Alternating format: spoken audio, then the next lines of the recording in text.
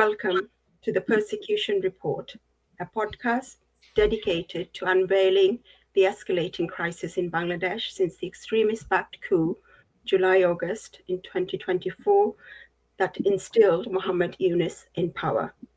Over the past year, Bangladesh has witnessed unprecedented level of mob violence, attacks on religious minorities, arbitrary arrests, fabricated cases being filed, attacks on human rights activists, war veterans, silencing of the press and any dissent, mass arrests, and killing of journalists, as well as a disturbing surge in violence against women and girls, from public harassment to sexual assault, rape, and femicide, while the perpetrators we have known have impunity and the interim government remains complicit. In this episode of Breaking the Silence, the rising tide of violence against women and religious extremism in Bangladesh, we focus on the unheard cries of women in Bangladesh, living in fear, and the significant factor behind this, the increasing influence of religious fundamentalist groups.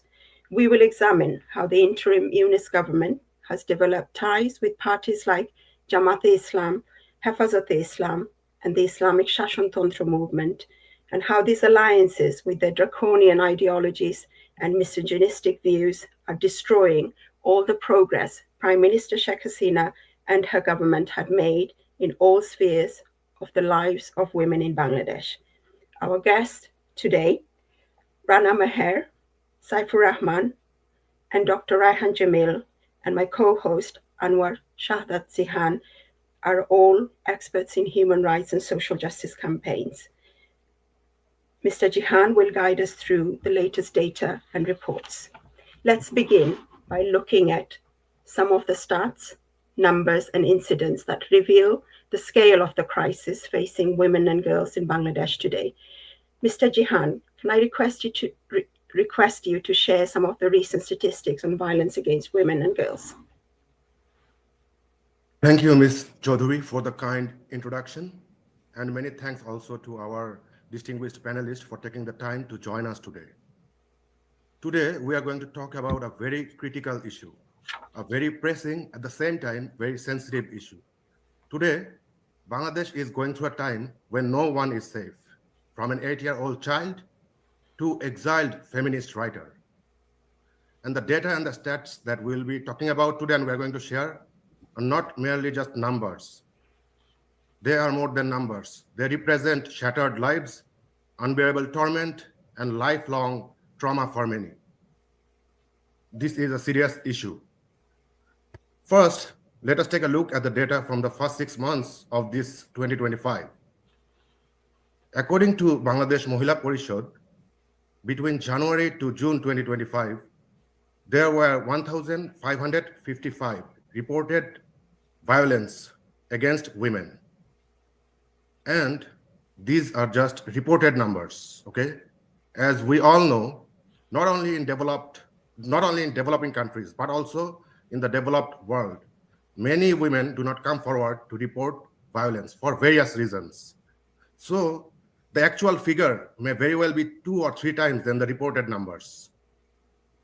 So the actual figure can very well be 2 or 3 times that 1,555, which were reported. And if we look at this chart, out of this 1,555, 481 were rapes, of which 345 involved children. Today in Yunus's Bangladesh, children are not safe anymore. In the first 6 months of this year, there were 106 cases of gang rapes. And out of all these rapes, 17 resulted in the death of the victim. Now, let us take a look at the data from the year 2024. And if we compare that data of 2024 with that of 2025, we will see that the first 6 months crime count of 2025 already surpasses the similar time period of 2024, as you can see here. And for some categories, for example, rape, the count in the first 6 months of this year alone already exceeds the entire account of 2024. And it clearly demonstrates that the Yunus regime is not paying any attention. And they are failing catastrophically to provide the very basic fundamental rights to the citizens. And Ms. Chaudhuri, these data and stats were compiled from the reports of the daily newspaper, and they paint a very big picture about the overall situation of the women in the country. Back to you, Mr. Chaudhuri. Thank you, Mr. Jahan. A very stark and grim stats there. Are you able to provide some examples of high-profile incidents? Thank you, Ms. Chaudhuri, again. So, the violence against women that we are seeing today stems from multiple causes, from religious extremism to the absolute lawlessness that prevails in Bangladesh today. There is no law in Bangladesh today. And there are way too many incidents of such kind to list here. So I'm going to try to go over some of the high-profile incidents that, despite the crackdown of the Yunus government on media, still surfaced in the news and caused public outrage. So let us take a look at this first incident. Right after the fall of the Awami League government, several women came under brutal attack by a group of men at the longest sea beach of the world, with photos and the videos of those assaults circulating on social media. A group of men chanting religious slogans and wielding sticks violently attacked multiple women, both at the sea beach and in the Lal Dighipar area of Cox's Bazar. We have seen the first one woman to do sit-up while holding her ears, and they verbally abused her. In another incident, we have seen one woman being approached by a group of men late at night, while she was sitting on a beach bench, and she was asked what she was doing there so late, as if it was their business. As if it was their business what she was doing there so late, and women cannot be there so late. And in a third incident, we have seen another woman crying and begging for help from the police as her phone was taken away by the same group of attackers. Farukul, the guy responsible for leading this group, was later seen on social media trying to justify his evil action. And what is most alarming is that this group claimed that the Yunus administration is helping them in their so-called moral policing directly, and this is their claim. And this guy is allegedly tied to the student coordinators of the so-called quota movement. In another incident around the same time, Bangladeshi mountaineer Shaila Bithi was attacked by an unknown assailant. In broad daylight, in the capital of Bangladesh, in the heart of the capital of Bangladesh, Dhanmondi, she came under attack. She was struck from behind as she was crossing a foot overbridge. And the motive behind this crime remains unknown to this very day, which clearly demonstrates how little, if any, how little priority the law enforcement gives to the cases of violence against women in Bangladesh. And then there is this horrific, brutal attack on Bangladeshi national football player Parveen Sultana in Maheshkhali. A social media post alleged that her leg was severed and stabbed due to religious fanaticism. And this is an example of the obstacles faced by female footballers in Bangladesh today. The interim government, the Yunus regime, in their attempt to downplay the gravity of this crime, denied this motive and claimed that it was politically driven. Now here, regardless of the motive, the undeniable fact here is that a woman was attacked, her dignity was violated, and Yunus failed to provide any security to her. And the law enforcement of Bangladesh, till this very day, has yet to find the true reason behind this incident. If I may add just a little bit, Anwar, with you on this point, right? The reason behind these attacks are because these extremist groups feel or believe that women should not be participating in sports. I think this is Correct. very important for us and the international audience actually to know. Right. Thank And you.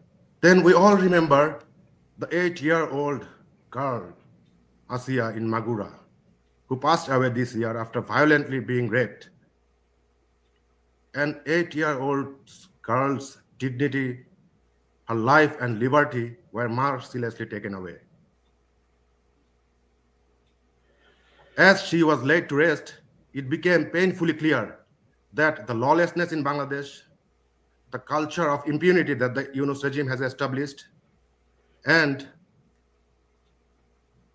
the incessant deterioration of social values all contributed to this crime.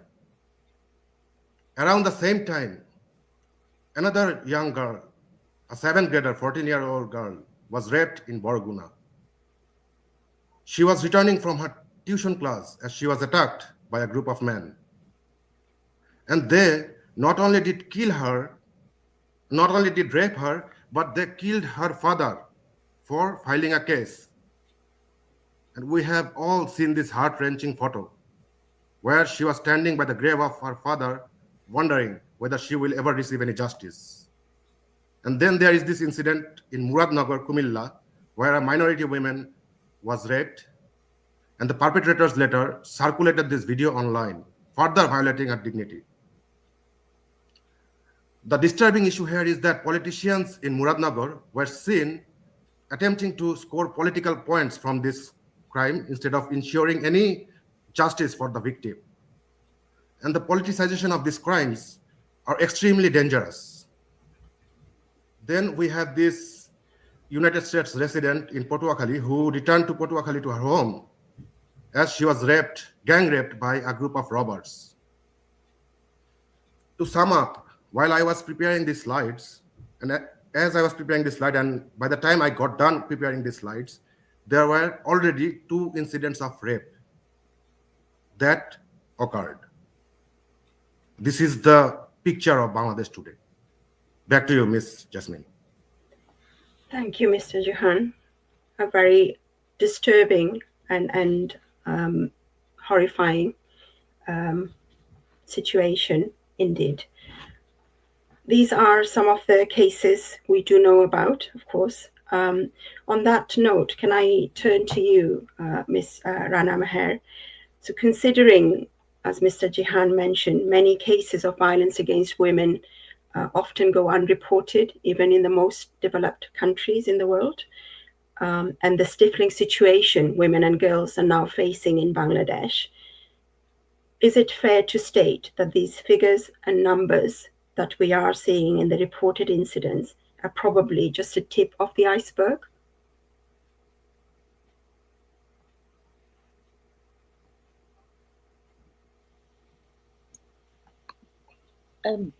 Completely, Jasmine Appa. Reported incidents of gender-based violence represent only a fraction of the reality. This is an established fact, recognized by researchers, recognized by activists, and international organizations. If such gaps exist in developed countries, the situation in Bangladesh is far more alarming given its social structure and the post-July socio-political change. Women in Bangladesh are facing systematic abuse and are often being treated as a second-class citizen.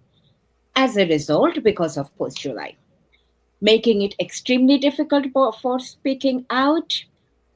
I'm just categorizing some of the events that take place, some of the incident or reasoning. When minority women are being targeted, authorities dismiss cases as propaganda from neighboring country. The problem intensifies when religious extremist groups are involved, as the current government relies on support from right-wing forces such as Jamaat-e-Islami and Hifazat Islam. Instead of protecting victims, the administration frequently penalizes them. Muhammad Yunus's justification of minority persecution was political alignment with Awami League, legitimized a new wave of politically motivated assault. rape, and persecution, especially against female members of the Chhatra League. During July movement, let's be very clear, the wave of torture, abuse of Chhatra League women, the student wing of Awami League, it did not happen yesterday. It started in July 2024. We have some harrowing news of how Chhatra League female leaders were brutally attacked. And of course, the perpetrator remained shielded under the July indemnity provision. Today, even the wives, the mothers, the sisters of Awami League or Chhatra League members' lives under constant threat, with little or no reported or accountability. And another very significant aspect is losing the economic independence. The economic situation of Bangladesh is deteriorating, and this is happening in a very worrying rate. And just like any other crisis, women are the hardest hit group, feel the hit. And also, Jasmine Appa, Jihan gave us some very worrying information taken from Mohila Porishad. We must remember, Mohila Porishad and other organizations, they take their information when they're making their reports, they take their information from the newspaper, from the media. And as we are all aware, our media in Bangladesh is heavily censored. So we are losing a big numbers of victims there as well. So that's it. Thank you. Thank you for going through some of those key worrying issues and highlighting some of those factors that might be affecting the women and the the reporting of those incidents that we're seeing that are affected by violence against women in Bangladesh today. You just touched on the economic independence of women. How has that? Can you elaborate slightly on that point? On how has that been affected in the last year or so? Yes, of course. I'm just going to give you some figures and numbers so we can have some part of this real picture. So in May 2025, a report published by Bangladesh Bureau of Statistics mentioned that women, the driving force of the economy, are being pushed out of the labor market. In the first half of the 2024-25 fiscal year, around 2.1 million people lost their job across the country, and among them, 1.8 million, means 85% of them were women. Okay? Another report suggests only 19% of women actively participate in the labor force. According to the research organization Power and Participation Research Center, over the past year, around 200 garments factories have shut down. Meanwhile, the BGMEA, the organization by the garments owner, they claimed due to banking complications and many others, production has come to a halt in nearly 400 ready-made garments. And over 80% of the garment factory workers are women, meaning those women from lower tier in the economy, they're facing extreme poverty and losing their economic independence. If we come to middle class, the Sheikh Hasina government introduced 60% of quota for women in primary teaching, and she introduced in 2019 a milestone for women empowerment. Of course, the Yunus government abolished that quota, creating yet another barrier for women economic progress. But beyond those, so those are all these numbers, okay? There are many, many facts there, many, many numbers there. But beyond those policies, let me ask a question through Jasmine Appa to all the viewers, especially the women. Now, in today's climate of impunity and lawlessness, do women feel safe at work? Can they take long shifts or travel between cities for jobs as they used to do?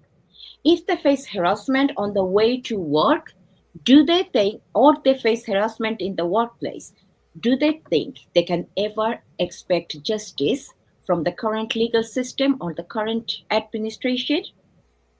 I am certain the answer is very, very negative. Very sadly, women economic independence is at risk, leaving them very vulnerable towards intimidation, abuse, and exploitation by family, society, and even from the state of Bangladesh. Thank you. Thank you, Ms. Maher. The rise in violence against women, as we have been discussing, is closely linked to the growing influence of religious extremist groups and their alignment with the worryingly, their strong alignment with the interim government under Muhammad Yunus. Let's, if we may, examine how this is affecting women in Bangladesh today. Can I turn to you, Mr. Rahman? Do we know about some of these fundamentalist groups that are most active in this current climate, and what are their targets? What are they trying to achieve here?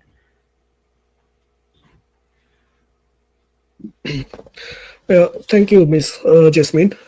First of all, thank you for inviting me today. The answer to the question you have asked is very important for the people of Bangladesh to know, I feel.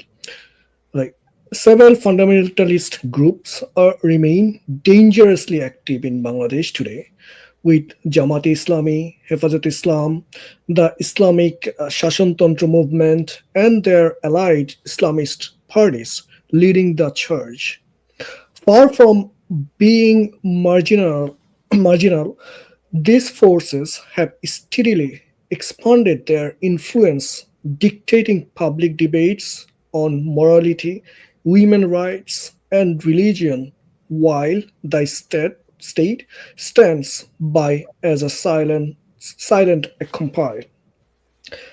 Their campaigns are not just about values, but about policing women into silence and invisibility. Sports, higher education, and professional careers have become battleground where these groups openly declare that women must not belong. In recent years, women's football matches have been disrupted under the pretense of piety. Business inaugurations by actresses have been attacked as if female entrepreneurship is a crime, and culture or social events featuring women have faced orchestrated opposition designed to intimidate and erase. This is not a random harassment, it is a systematic attempt to strip women of the rights and freedoms they have fought to secure. Worse, these assaults flourish because the government, while parading its so called commitment to women's empowerment on international platforms, repeatedly compromises with the fundamentalists at home. In protecting its own political survival, it has allowed extremist groups to set the terms of women's participation in public life. Now, the pattern is very clear here. These groups are not only resisting women's empowerment but actively working to roll back decades of progress. And the government's appeasement has made them stronger. The result is a Bangladesh where women's hard own visibility and independence are under siege, not just by extremists, but by the cowardice and hypocrisy of the state under Yunus regime. Thank you. Thank you, Mr. Rahman. Dr. Jamil, would you like to add anything on this point about how this alignment of the interim government with religious extremist groups, how is that is there any impact on the women directly? Thank you, Ms. Chaudhary, for this. Welcome everyone who's listening, watching live or later on to this very important aspect of Bangladesh now. I welcome everyone to listen and hopefully share this awareness. So, in terms of how this alignment impacts women directly or not, this is the scary story of how women are being erased in plain sight. How women are being erased in plain sight. When the unelected Yunus regime embraced extremist groups like Jamaat-e-Islami, Hafazat-e-Islami, the Islamic movement, women felt the blow immediately. Who felt the blow? Women felt the blow. This year alone, women's football matches like Mr. Jihan was sharing earlier in Joypurhat and Dinajpur were cancelled overnight because of extremists threatened violence. These are groups that feel that women should not be participating in any form of sports. Their play should be inside the homes. And it did not stop at sports. When actresses like Porimoni or Mezabin Chaudhary tried to inaugurate simple businesses, mobs descended, harassed them, and forced them to retreat without getting the job done. Women who dare to be visible are targeted, humiliated, and silenced. This is not just harassment. This is systematic erasure of women from public life. Families are now pulling daughters from schools, from sports, from workplaces. They're afraid. They're doing it not out of choice, but because fear dictates their every decision. Just imagine, for parents, fear is dictating their every decision about their female child. And when fear becomes the guiding principle, society loses half of its strength. Half of its strength. And we know where this leads, Ms. Chaudhary. Afghanistan taught us this lesson painfully. The Taliban began by banning women from stadiums, and then classrooms, and then entire professions. And soon in Afghanistan, women vanished from public life altogether. Bangladesh is sliding down the same slope, and I'm afraid of that. I hope I'm wrong. I hope I'm wrong. The Yunus regime, unelected, illegitimate, desperate cling to power, has chosen to appease fundamentalists. At what cost, though?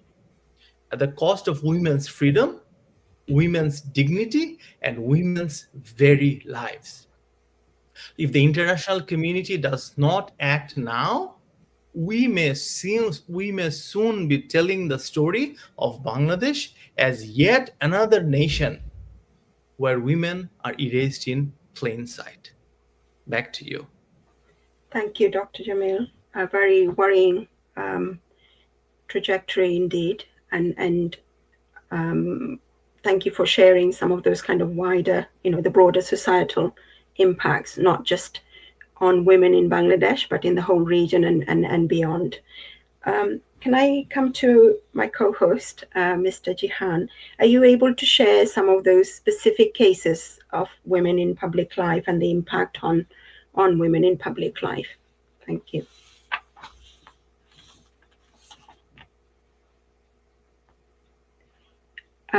Could you please unmute yourself, Mr. Jihan? Thank you, Ms. Chaudhary. Bangladesh is passing through a very dark time, as all our guests were saying. Religious fanatics are openly controlling the streets. They have penetrated the government structures, and the destruction that they are causing is becoming clear by the day. Women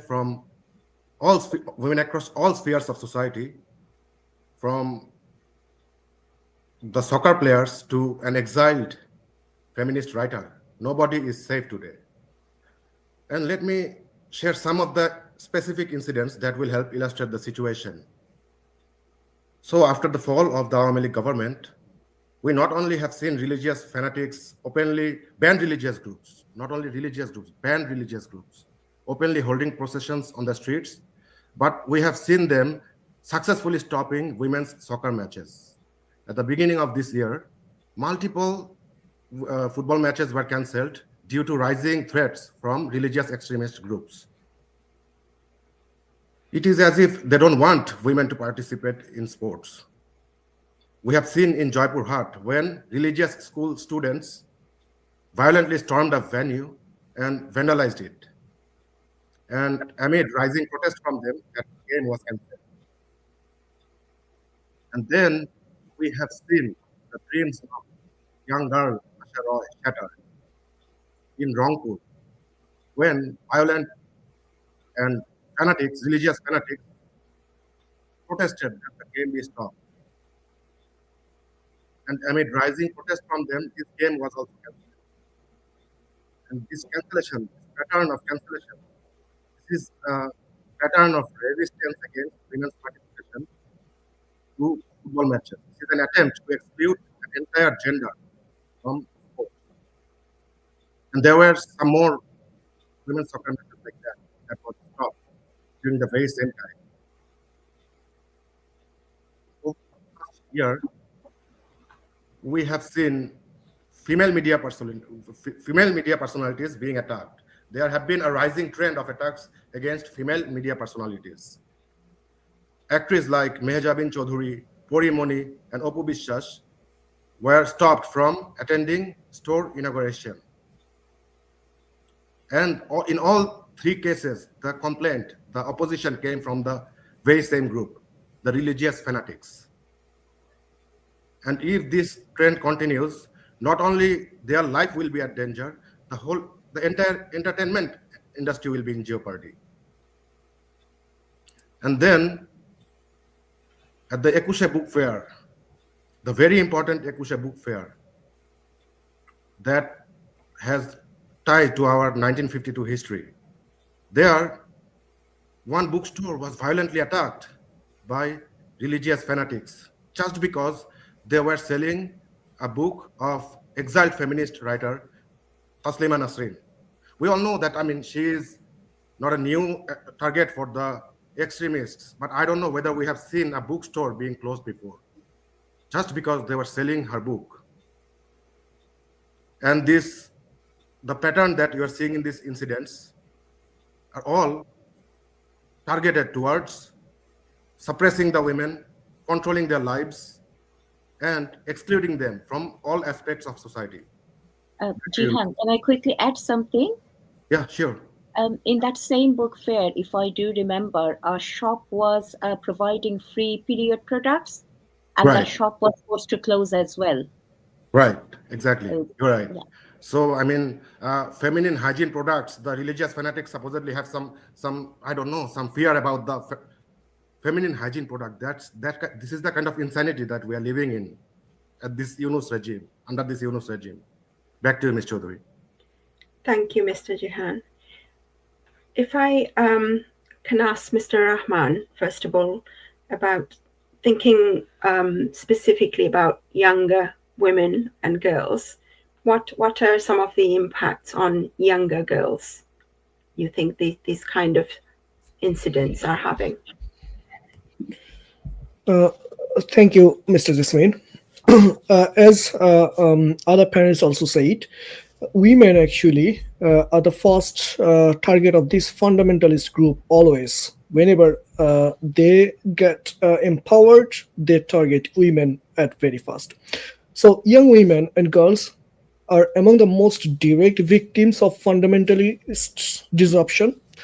What happens when women's football matches are attacked or cultural events face harassment? The message sent is very clear. Female participation in public life is unwelcome and unsafe. Under this pressure, many girls quit sports and withdraw from extracurricular activities altogether, fearing humiliation, harassment, or even violence. The consequences go far beyond the playing field. These disruptions choke off avenues of empowerment by discouraging women from pursuing higher education, professional careers, or leadership roles. Every barrier erected by extremists narrows the future opportunities available to women, undermining their ability to achieve financial independence and social mobility. Worse still, community pressure magnify the damage. Families anxious about their safety or reputation often urges girls to stay home and avoid visibility. That's how we see in our South Asian region, right? This reinforces a culture of fear and self censorship, where young women internalize the belief that public life is not for them. As Mr. Jamil said, what happened in Afghanistan? What should have been what should have been normal? Playing sports, starting a career, or participating in society becomes a battlefield for them. And by failing to challenge these forces, the state enables a climate where women are systematically pushed back into the margins. Back to you. Thank you, Mr. Rahman. And Dr. Jamil, if I can bring you back in here, just to sort of discuss again, specifically thinking about younger women and girls, the broader societal impacts this creates on our society.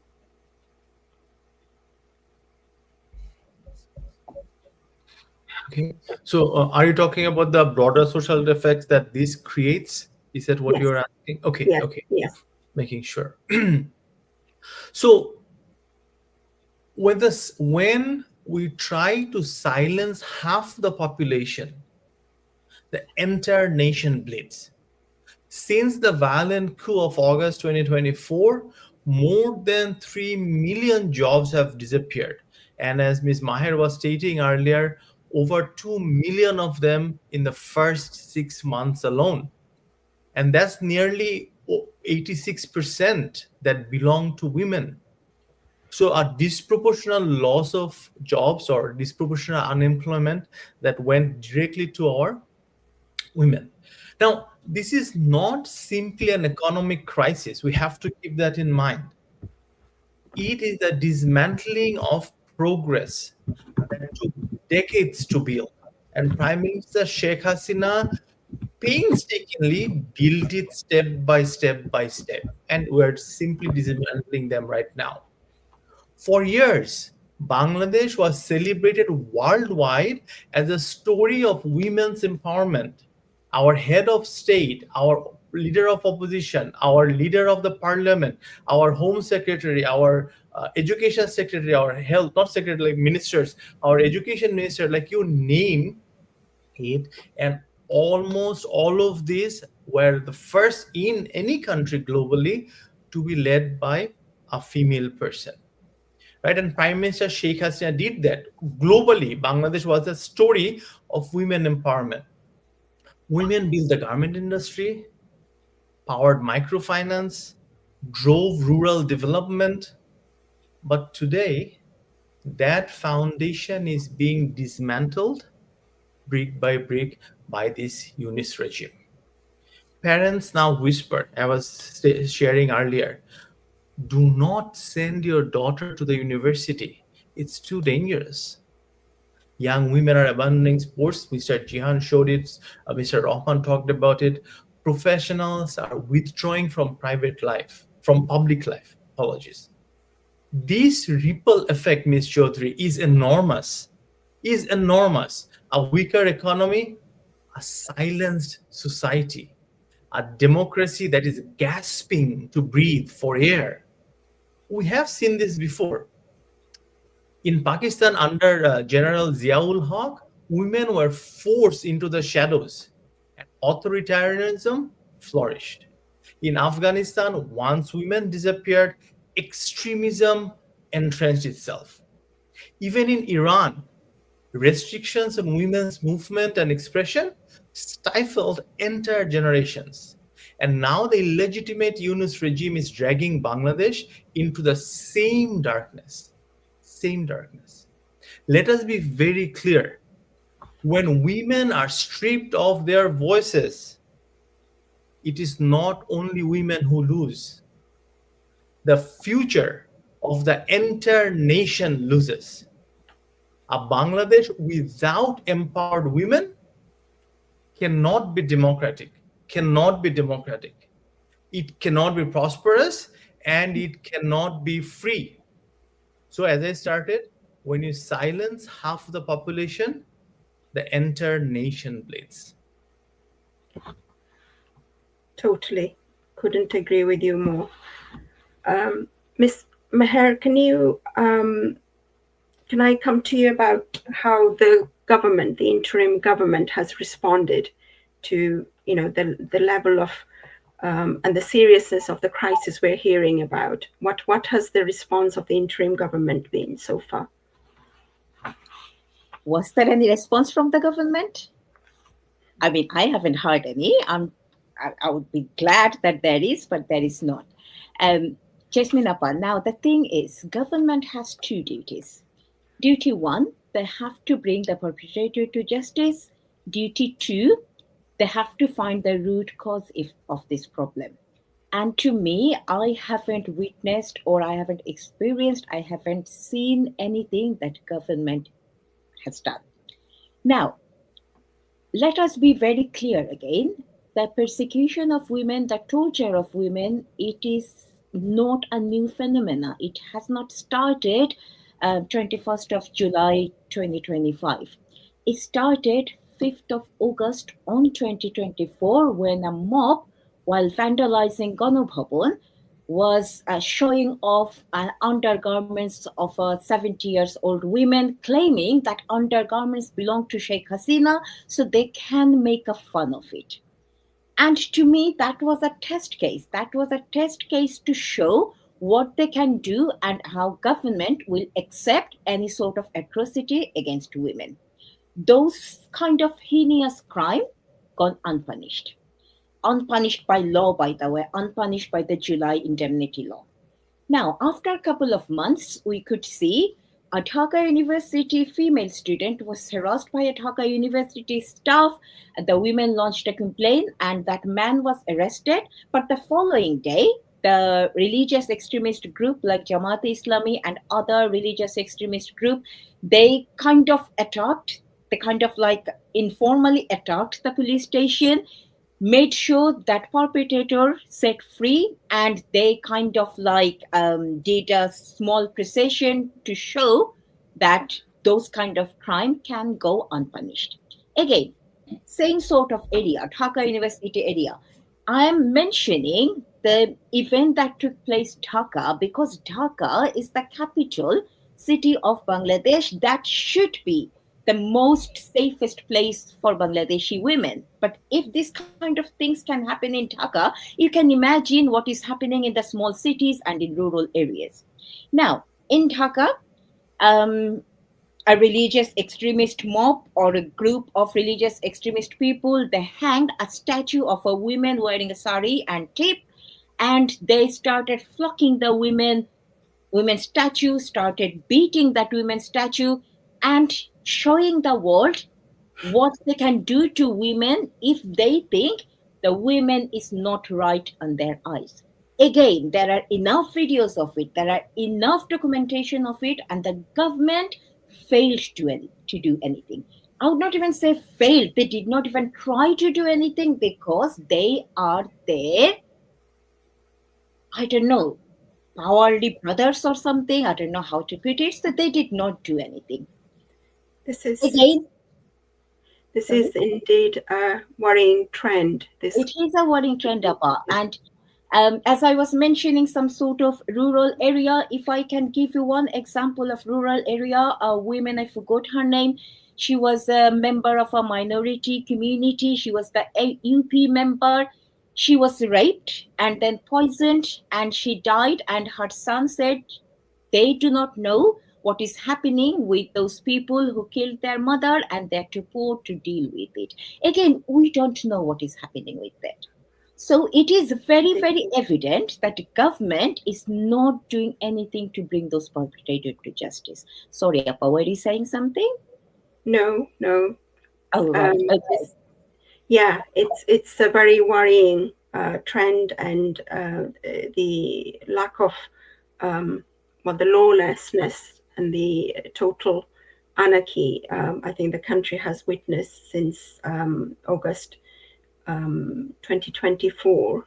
The numbers and policies are one thing, but the real impact this has on women and girls and the wider society, when women live in fear on a day-to-day basis and their story remains totally untold, unheard.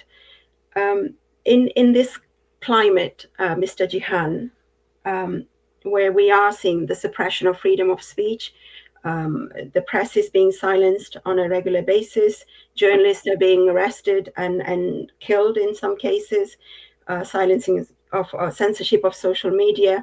How are some of the women breaking that silence? How are they breaking through and sharing their stories?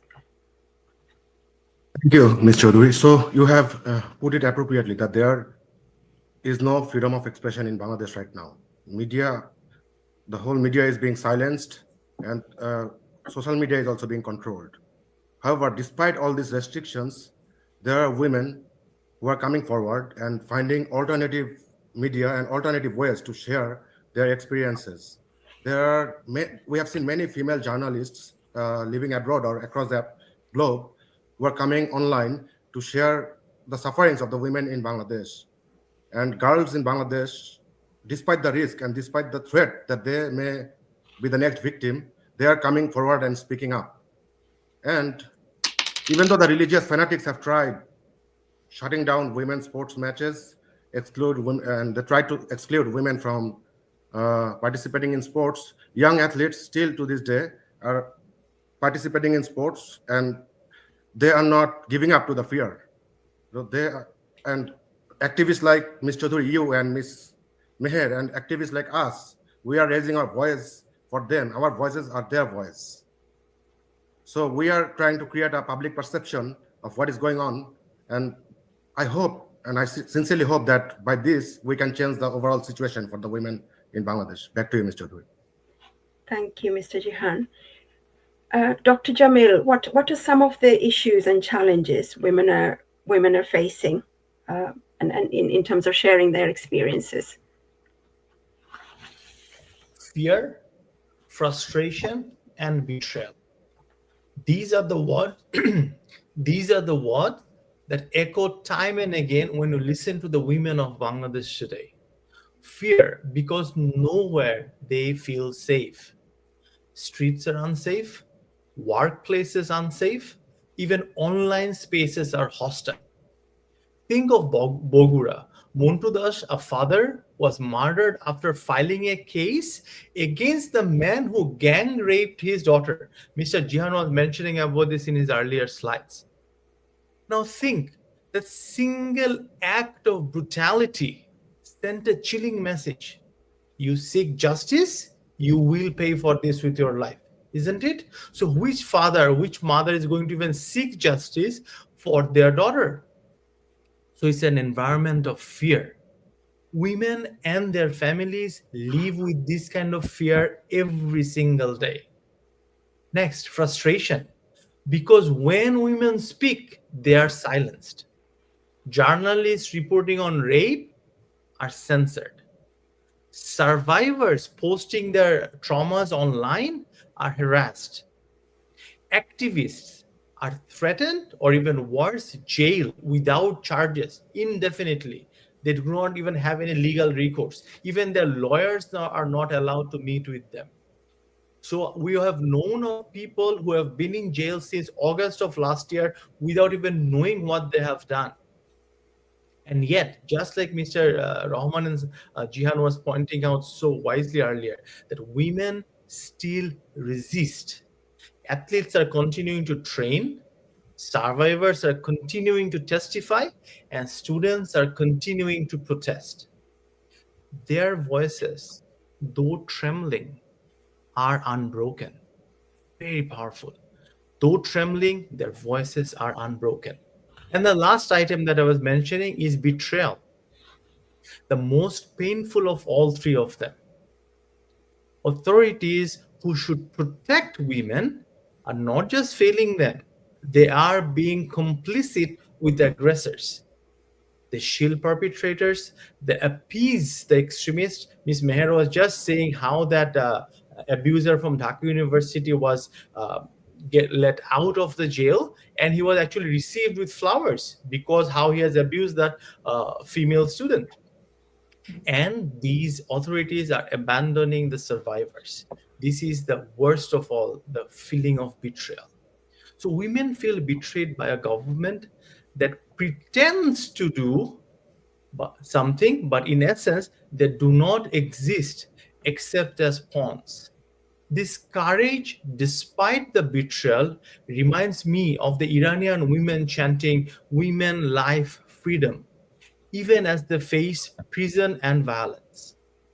It echoes Afghan girls studying in secret under the Taliban rule. The Yunus regime wants silence. Make no mistake about it. The Yunus regime wants to silence all of us. But Bangladeshi women, through every whispered testimony, every act of defiance, prove that silence will never hold them down. Back to you. Absolutely. Despite all these challenges, we must not lose hope. There are steps that we can all take from our positions in society and within civil institutions to protect women and the vulnerable in our communities. I'm going to, as we approach the last segment of our podcast, I'm going to turn to sort of our call to action. Can I come to you, Mr. Rahman? What are some of the call to action in your view? Thank you. Addressing the threats posed by fundamentalist groups requires urgent and decisive action on multiple fronts, in my opinion. First and foremost, offenders who harass or attack women's events, sports matches, or public gatherings must face a strong prosecution and sentencing. Equally important is holding the government accountable for any complicity or appeasement of extremist groups. Finally, there must be robust protection laws for women in public space and sports.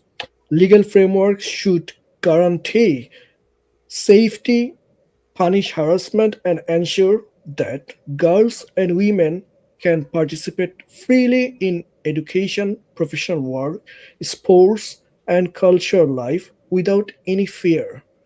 These laws should be enforced actively, not just exist on paper and the speeches that we kept hearing for past year by Dr. Mohammad Yunus.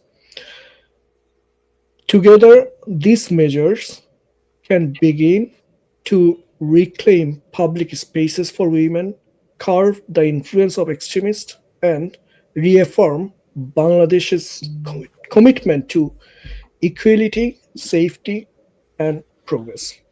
Thank you. Thank you, Mr. Rahman. Ms. Meher, how can the economic empowerment help? How can the economic empowerment help? Women or men, any human need economic independence. Money talks. I'm so sorry being that much blunt. Money talks. When women is independent, when women can look after themselves, it is much easier, it makes them much confident to speak up. And that is the way this government is trying to stop women. I'm sorry, again, being very blunt, I don't think the government has any intention to look after the women, and the government, with the help of its elaborator, all the religious extremist group, they are targeting to send women back inside the house. And to do that, they're taking the help of not empowering women. They're changing all the laws. They are trying to take us back 100 years ago, when women have a very different sort of life. So it is not something we can let it go. We cannot let it go. And I'm sorry, Appa, though you did not ask me the question, I would just ask the international community and the civil society of Bangladesh. You guys were very vocal a year ago. You guys were very vocal about any wrongdoing of Awami League government, and you were absolutely right of being vocal. If anything was not going all right by any government at all, as an international community and the civil society of Bangladesh, you have the right and you have the duty to protest. Where are you now? Where are the international organizations? Can't they see what our women are going through for economically or in any other aspect? Raise your voice, save our women. It's not only us can save ourselves, we need your help. Women need a whole village to protect them, not some activist. So that's the urge I wanted to send to everybody who is watching this program. Thank you. Thank you, Ms. Meher. I share and echo every sentiment there. Dr. Jamil, very briefly, if you may, how can the civil society help? We have to keep in mind that the Yunus regime thrives on silence, because silence protects the perpetrators. And just like Ms. Maher so wisely pointed out, if you have raised your voice as an international committee a year ago, why are you silent now? Like, where are all of your obligations or your so-called need to voice concerns? Now, what can we do? The media must act, no exceptions. They must report the crime, they must not be complicit, and they must refuse to normalize the violence against women or any other activists for that matter. The trend in Bangladesh is now it's okay to kill activists of Awami League or Chhatra League. That cannot be. The diaspora, we, people living abroad of Bangladesh origin, we have a huge responsibility. Those of us who are living abroad must amplify the voices of the women inside of Bangladesh. Their stories must be heard in parliaments, in universities, and in global media. That power, if we nurture it, can still turn the tide. And when that silence is broken, it becomes power. Thank you. Thank you, Dr. Jamil. And Mr. Jihan, closing remarks from you, please. Thank you, Ms. Chaudhary. As we close, I would like to thank all the viewers who have tuned in today. And I would like to request everyone to break your silence. It is high time that we break our silence. We have to break our silence. We have to support women's rights organization as much as we can. We have to spread awareness, and we have to demand accountability from the unconstitutional Yunus regime. Our silence or our inaction will only strengthen the perpetrators and those who try to control the lives of the women. And women are an important part of society, and a weak women and a weak environment for them is bad for society as a whole. So it is high time that all of us as a whole broke our silence. Back to you, Ms. Chaudhary. Thank you very much.